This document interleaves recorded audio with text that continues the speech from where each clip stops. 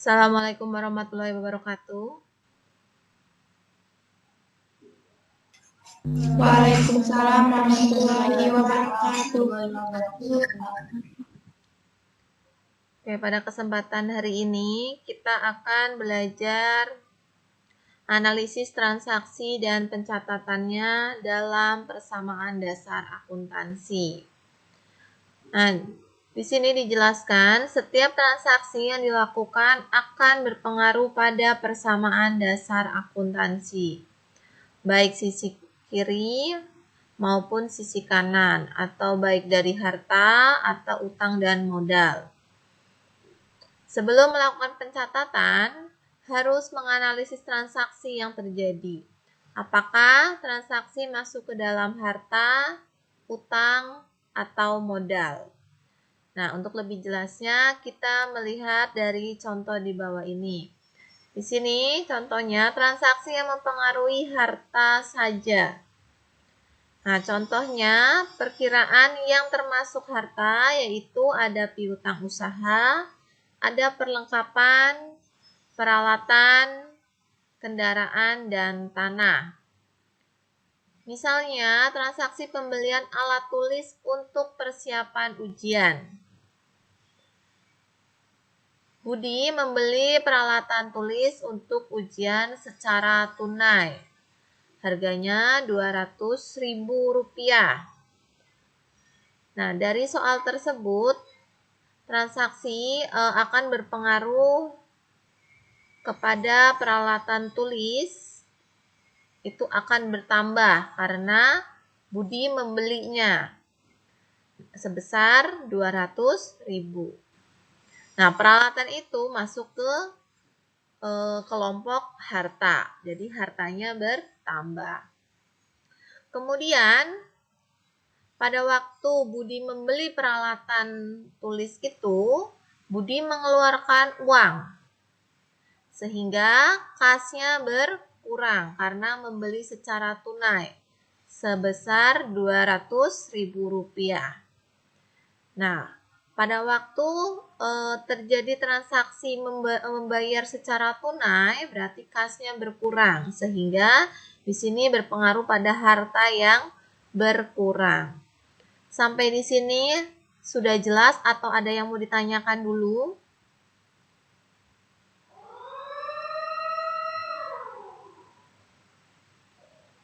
Ibu, boleh ulang lagi yang tadi? Oke. Oke, sekarang saya ulang ya. Di sini contohnya Budi membeli peralatan tulis untuk ujian secara tunai. Nah, secara tunai berarti Budi membelinya langsung membayar lunas. Nah, jadi pengaruhnya dalam transaksi ini berarti peralatan tulisnya bertambah karena kan membeli. Kalau kita membeli berarti kita mempunyai alat tulis. Nah, itu dikatakan peralatan tulisnya bertambah. Nah, karena di sini dijelaskan untuk peralatan itu masuk kelompok harta. Jadi hartanya juga bertambah. Kemudian membelinya secara tunai. Berarti kita mengeluarkan uang untuk mendapatkan atau untuk membayar peralatan tulis tersebut, sehingga uang kita atau kas kita akan berkurang. Nah, kas di sini masuk kelompok harta, sehingga hartanya min atau berkurang. Gimana, sudah jelas? Sudah, Bu. Ibu, Ya. kalau misalnya setiap pembelian secara tunai berarti kasnya potong. Iya, setiap pembelian secara tunai kas kita akan berkurang. Karena kita kan membayar. Kas itu artinya adalah uang tunai. Jelas? Jelas, Bu. Ya, kita lanjut ke transaksi yang kedua. Jelas, Bu. Untuk transaksi yang kedua, itu adalah transaksi yang mempengaruhi harta dan utang. Contohnya, Budi membeli pulsa untuk kepanitiaan sebesar Rp100.000 dan akan dibayar pada minggu depan. Nah, berarti pada waktu Budi membeli pulsa, Budi belum mengeluarkan uang. Makanya pengaruhnya pulsa bertambah sebesar 100.000, berarti harta kita positif atau bertambah. Kemudian, karena Budi tadi membeli pulsanya belum membayar, berarti timbullah utang. Utang Budi bertambah sebesar Rp100.000, sehingga utangnya pun positif atau bertambah. Jelas? Jelas. Ya, jadi kita kalau bandingkan dengan kasus yang pertama, kalau kasus yang pertama tadi Budi membeli alat tulisnya secara tunai. Jadi kas kita berkurang atau harta kita berkurang. Nah, kalau transaksi yang kedua, Budi membeli pulsa belum membayar, berarti Budi masih punya utang. Makanya di sini timbul utang atau utangnya bertambah. Jelas ya?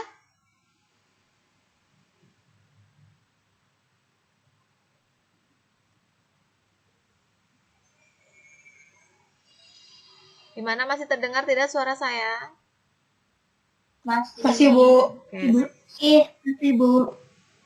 Sekarang transaksi yang ketiga. Di sini adalah transaksi yang mempengaruhi harta dan modal. Contohnya, Budi dapat uang jajan bulanan dari ibu secara tunai sebesar Rp500.000. Nah, karena Budi menerima uang, berarti kasnya bertambah atau hartanya bertambah. Kemudian, ini uang dari ibu sebagai uang jajan bulanan. Nah, karena sebagai uang jajan bulanan, uang tersebut termasuk dalam bentuk modal. Jadi modalnya bertambah sebagai penerimaan pendapatan. Karena kan Budi belum bekerja. Jadi pendapatannya hanya dari orang tua. Nah, di sini contohnya dikasih uang atau mendapatkan uang dari ibunya. Jadi modalnya bertambah sebesar 500.000. Gimana, ada yang mau ditanyakan dulu?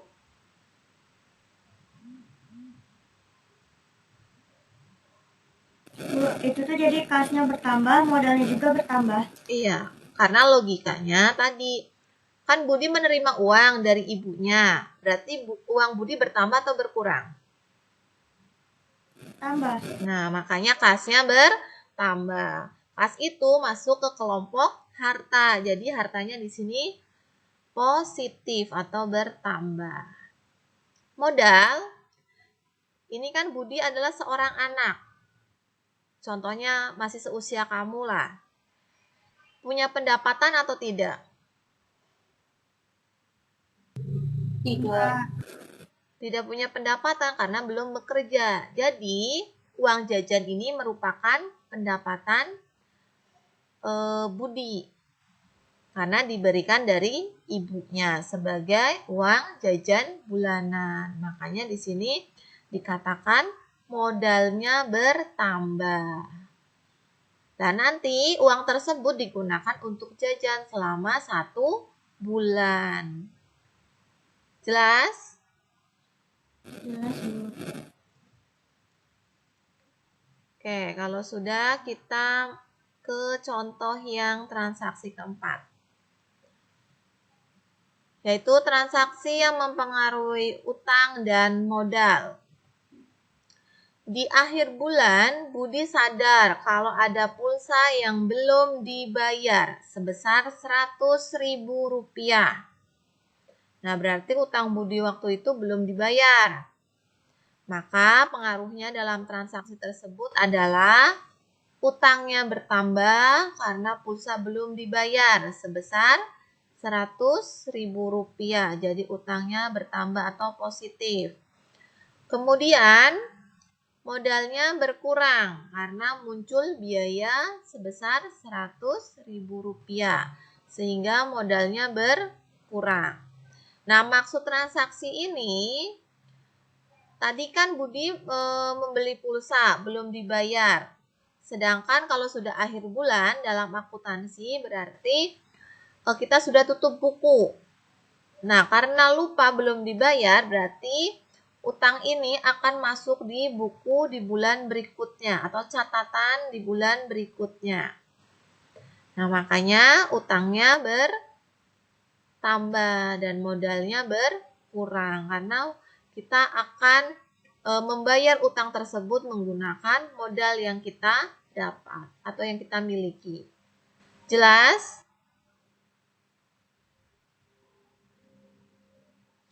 Jelas tidak?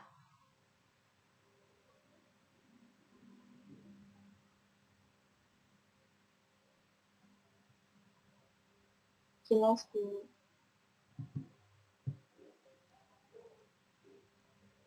Di sini ada contoh pencatatan transaksi harta dan dengan modal.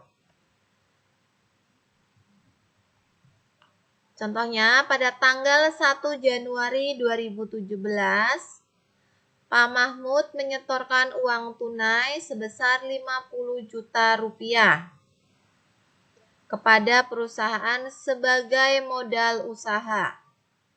Analisis transaksinya berarti Pak Mahmud melimpahkan kekayaan pribadinya berupa uang tunai sebesar 50 juta rupiah. Dalam persamaan akuntansi, transaksi tersebut akan diakui sebagai penambahan modal perusahaan dan di sisi lain diakui menambah kas perusahaan. Pencatatannya dalam persamaan dasar akuntansinya adalah sebagai berikut. Nah, maksudnya di sini berarti untuk transaksinya berarti modalnya bertambah dan kasnya juga bertambah karena Pak Mahmud menyetorkan sebagai modal usaha. Karena sebagai modal usaha berarti modal perusahaan tersebut bertambah. Kemudian yang diserahkan itu dalam bentuk uang tunai. Jadi kasnya juga bertambah. Sampai di sini jelas?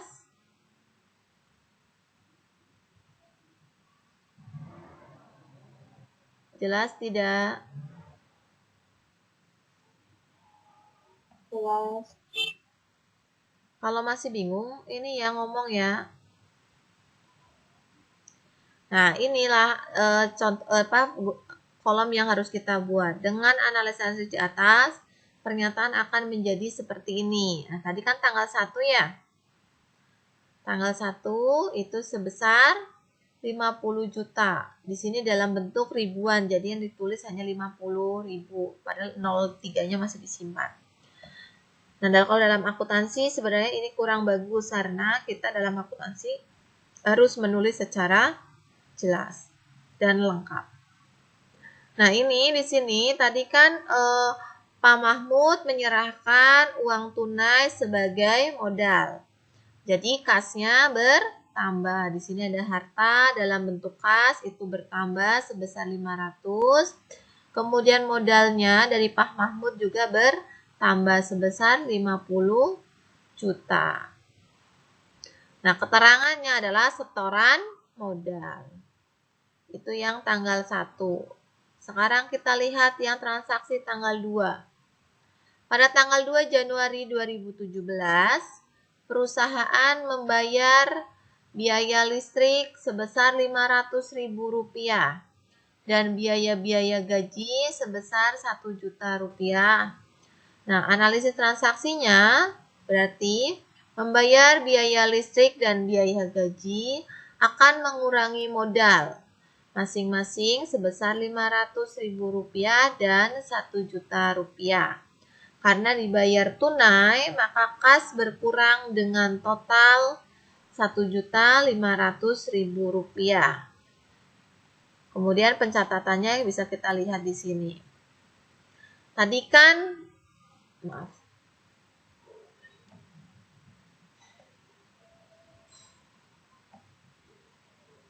Sebentar. Nah, nih tadi kan kita membayar listrik sebesar 500.000. Kemudian membayar listrik dan apa ini? Biaya gaji. Nah, berarti persamaannya kita buat di sini. Listriknya sebesar 500.000, beban gajinya sebesar 1 juta. Ini 500, kemudian modal di sini kasnya berkurang dan modalnya juga berkurang. Kenapa kasnya berkurang? Karena kita membayar secara tunai beban listrik tersebut atau pembayaran listrik tersebut kita membayar secara tunai. Jadi hartanya dalam bentuk kas berkurang sebesar 500.000. Kemudian di sini modalnya kenapa berkurang? Karena kas tersebut tadi, kas yang untuk membayar beban listrik ini merupakan modal yang dimiliki yang berasal dari Pak Mahmudnya. Jadi modalnya pun berkurang. Gimana? Ada yang mau ditanyakan dulu?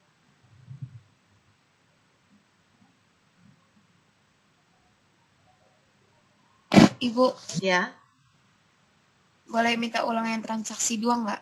Yang transaksi 2. Oke, kita lihat dulu yang transaksi 2. Di sini dikatakan tanggal 2 Januari 2017 perusahaan membayar biaya listrik 500.000 listriknya kan. Kemudian biaya gajinya 1 juta. Nah, berarti analisisnya seperti ini. Membayar biaya listrik dan biaya gaji akan mengurangi modal masing-masing. Nah, modalnya akan berkurang. Karena dibayar tunai, maka kasnya juga akan berkurang. Jadi yang berkurang itu modal dan kas. Jelas? Jelas, Bu. Kemudian kita membuat pada bagannya atau pencatatannya. Di sini keterangan beban listrik. Kita bahas beban listriknya dulu. Tadi kita membayar beban listrik sebesar 500.000 secara tunai. Jadi kas kita berkurang sebesar 500.000. Dan modal kita juga berkurang. Nah, di sini ada saldo. Saldo itu artinya sisa uang yang masih ada atau sisa dari akun-akun yang ada di dalam perusahaan tersebut. Nah, di sini akun yang berisi itu hanya ada harta dan modal. Tadi harta pada awal periode itu sebesar 50 juta. Kemudian digunakan untuk membayar beban listrik sebesar 500.000. Jadi di sini maksudnya kas kita tadinya 50 juta, kemudian membayar 500.000. Jadi saldo kas kita tinggal 49.500. Dari mana? Dari 50 juta ini dikurangi 500.000. Jadi 49.500.000. Itu kasnya. Nah, sekarang kita lihat modal. Nah, modalnya tadi kita punya modal sebesar 50 juta. Kemudian digunakan untuk beban listrik sebesar 500.000.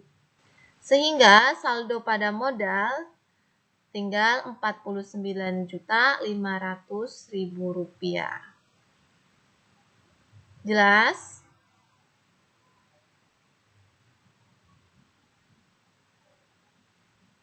Jelas tidak? Jelas, Bu. Jadinya yang 50 juta modal itu dikurangi beban-beban, Bu. Iya. Kan kita sudah membayar, kita sudah menggunakan. Ada lagi yang mau ditanyakan?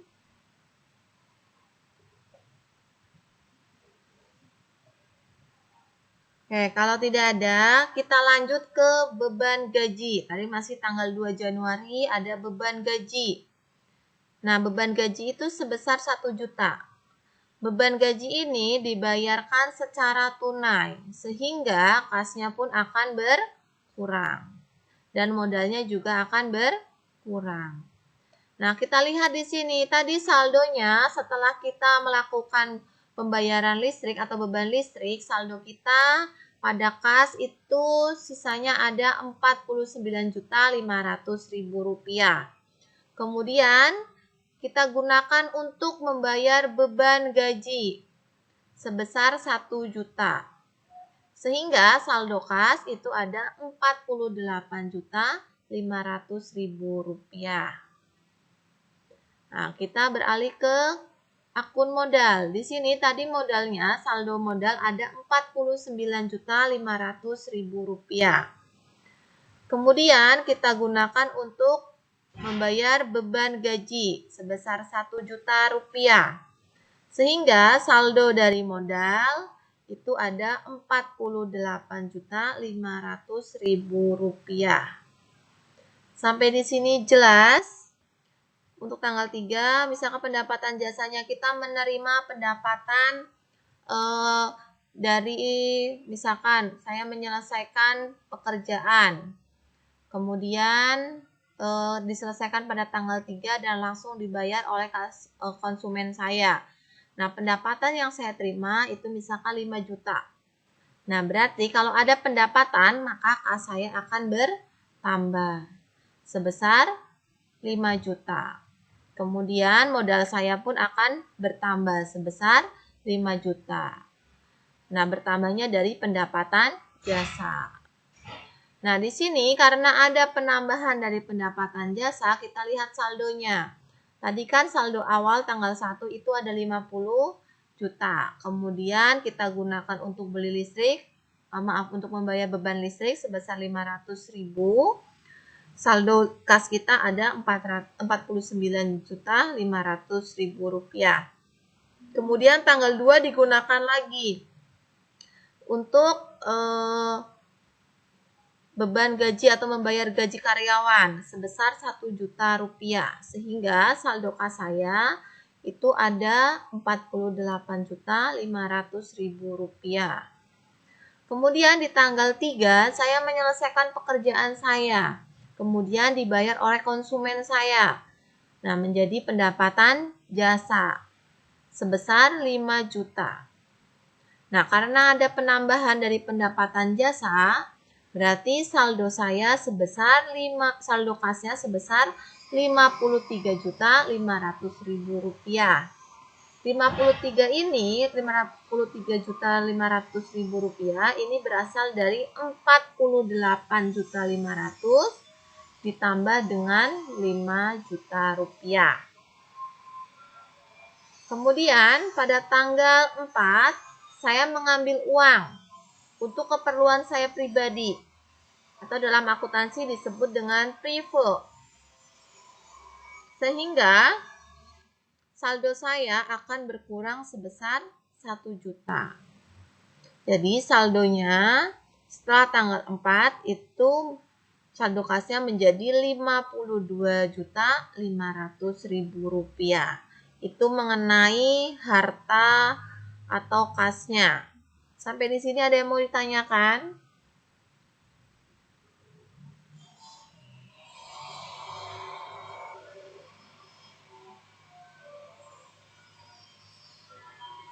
Ya, silakan yang mau bertanya. Ibu, Ya. kalau misalnya ada pembelian secara kredit itu gimana, Bu? Itu nanti timbul utang dengan bentuk hartanya. Nanti akan dijelaskan di contoh berikutnya.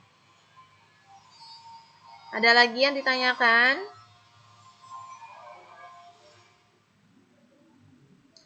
Contoh yang sekarang itu baru berpengaruh dengan harta dan modalnya saja. Makanya di sini hanya kolom harta dan kolom modal. Karena kita untuk contoh pertama membahas pengaruh di harta dan pengaruh di modal. Nah, modalnya juga sama di sini seperti tadi pada kolom harta atau kas. Pertama, perusahaan saya mempunyai modal hasil dari setoran modal Pak Mahmud sebesar 50 juta. Kemudian digunakan untuk membayar beban listrik sebesar Rp500.000 sehingga saldo modalnya itu Rp49.500.000.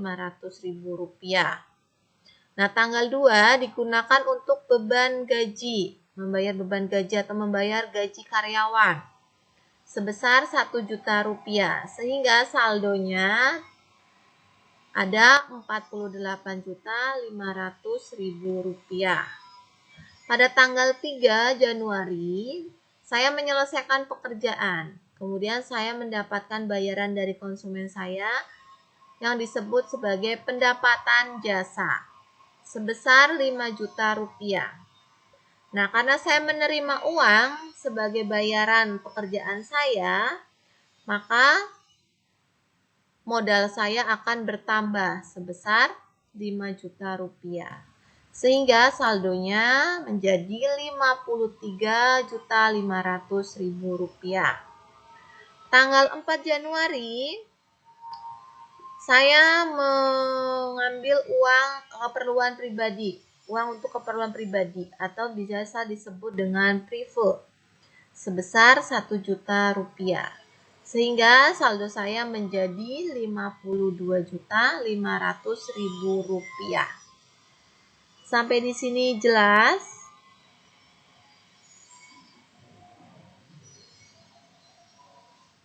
Jelas tidak?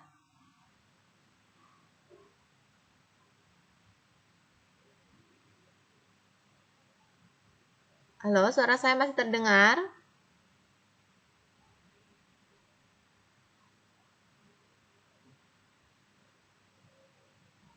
Masih, Bu. Masih, Bu. Sampai di sini jelas? Jelas, Bu. Oke, kalau sudah jelas, nanti saya akan kasih latihan soal dulu. Jadi kita hari ini hanya membahas pengaruh di harta dan pengaruh di akun modal. Untuk utang dan lain sebagainya nanti kita bahas di pertemuan berikutnya. Jelas? Jelas, Bu. Oke, terima kasih. Nanti kita lanjut ke contoh latihan soal. Ya, terima kasih dan wassalamualaikum warahmatullahi wabarakatuh. Waalaikumsalam warahmatullahi wabarakatuh.